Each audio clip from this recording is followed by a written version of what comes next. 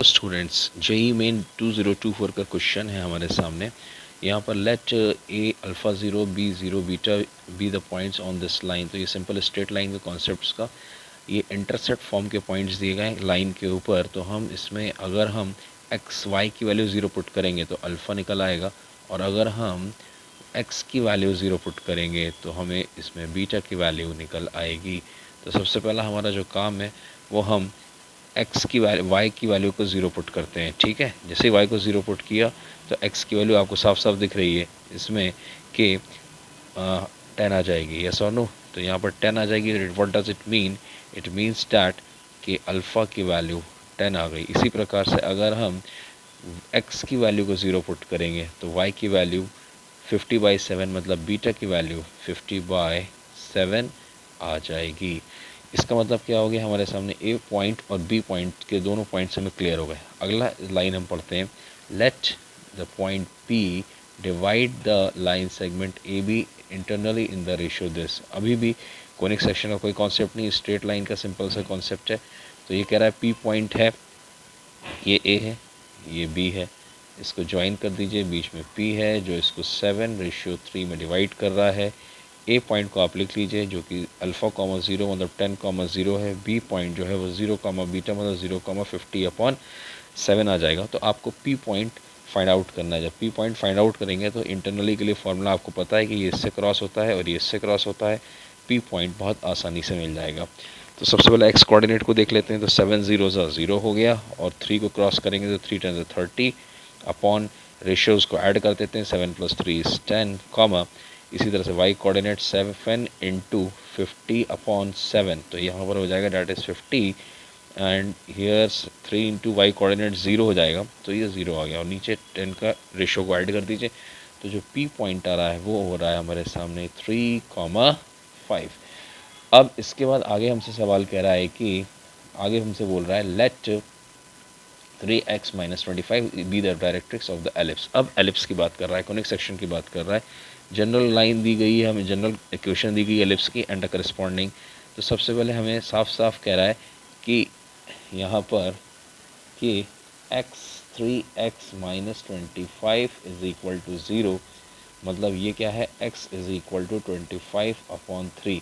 ये क्या है भाई, what is this? This is called directrix. तो डायरेक्ट्रिक्स का जो बेसिक फॉर्मूला होता है वो होता है x = a/e। तो हम कह सकते हैं इक्वेट कर कर कि a/e की जो वैल्यू आई है वो 25/3 आ गई है। यस और नो? 25/3 आ गई इस पॉइंट से। अब हम आगे पढ़ते हैं and the corresponding focus be S. ठीक है, इफ़ फ्रॉम एस। तो सबसे पहले आप एक काम करिए, आप यहाँ पर सबसे पहले एक एलिप्स बना लीजिए। ठीक है, ये एलिप्स बनाया मैंने रफ डायग्राम में, यहाँ ये एस नाम दिया, और ये जो पी पॉइंट है ये कहीं पर है, मान लीजिए ये कहीं पर पी है, यहाँ कहीं पर पी है, this is called P and that is 3,5।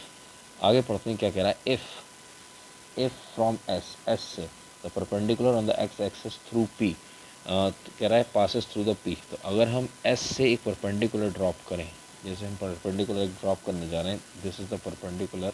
ठीक है, ये है परपेंडिकुलर हमने ड्रॉप किया। तो ये जो परपेंडिकुलर ड्रॉप कर रहे हैं, अगर हम इसको एक्सटेंड करेंगे तो ये पी से ही पास हो रहा है, मतलब इसी पॉइंट से पास हो रहा है। तो जाहिर सी बात है कि अगर ये लाइन, ये डॉटेड लाइन, ये जो पर्पल लाइन आपको दिख रही है, ये किसके पैरेलल है? वाई एक्सिस के। जब वाई एक्सिस के पैरेलल है तो इसका एक्स कोऑर्डिनेट और एस का एक्स कोऑर्डिनेट दोनों सेम होंगे। तो यहाँ पर हो गया 3, क्योंकि एक्स एक्सिस पर है तो ये 0 हो गया। अब ये फोकस है, तो फोकस का फॉर्मूला होता है AE, 0। तो व्हाट डज इट मीन कि AE की वैल्यू हम आराम से बोल सकते हैं यहाँ पर आ गई है, दैट इज इक्वल टू 3। अब हमें क्या निकालना है? Finally what we have to find, length of the latus rectum. ये हमें फाइंड आउट करना है, length of the latus rectum of e मतलब एलिप्स। 4 ऑप्शंस दिए गए, A B C और D। जो भी आंसर होगा वो हम करेक्ट टिक कर देंगे। तो हमें अब सिंपली लेटेस्ट रेक्टम की लेंथ निकालनी है। सबसे पहले लेटेस्ट रेक्टम का फॉर्मूला क्या होता है ये हमें अच्छे से पता होना चाहिए। लेटेस्ट रेक्टम का जो फॉर्मूला होता है वो होता है 2b² मतलब A और B की वैल्यू आपको पता होना चाहिए। तो सबसे पहले हमारे सामने अगर हम देखें तो AE = 3 है। ठीक है, ये है, और A/E ये है 25/3। यस और नो 25/3। तो बस आप इन दोनों को सॉल्व कर लेंगे हम, और इससे जो भी आंसर आ जाएगा हम निकाल लेंगे। तो सबसे पहले हम इनको क्यों ना मल्टीप्लाई कर लें आपस में एक दूसरे से। तो a e into a upon e is equal to 3 into 25/3। ये 3 से 3 ई से ई कैंसिल हो गया, ए स्क्वायर की वैल्यू आ गई है 25, ए की वैल्यू आ गई है 5 सिंपली। यस और नो। अब हमें बी की वैल्यू और फाइंड आउट करना है। तो हम यहाँ पर ये दोनों इक्वेशंस को जानते हैं, किसी को भी हम यूज़ कर लेते हैं। तो e square is equal to formula लगाइए एक्सेंट्रिसिटी का, b square upon a square, LCM लीजिए। तो यहाँ हो जाएगा a square minus b square, नीचे आएगा ए स्क्वायर, इसको हमने क्रॉस किया, ये हो गया ये। यहाँ पर हमने इसको इसमें पुट कर दिया, तो ए की वैल्यू 3 है, तो ये हो जाएगा 9 and that is equal to a square minus b square. A square की वैल्यू हम सब जानते हैं 25 है, तो ये 25 minus b square is equal to 9। तो बी स्क्वायर की वैल्यू आ गई 25 minus 9 that is equal to 16। Latus rectum का हमने फॉर्मूला हम अच्छे से जानते हैं कि लेटेस्ट एक्टर्म का फॉर्मूला होता है 2b स्क्वायर अपॉन ए।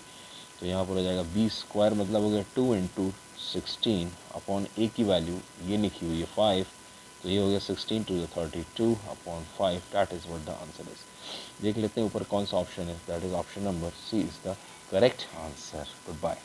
अगर आपको अच्छा लगे तो आगे और क्वेश्चंस पाने के लिए हमारे चैनल को सब्सक्राइब करिए। Good bye.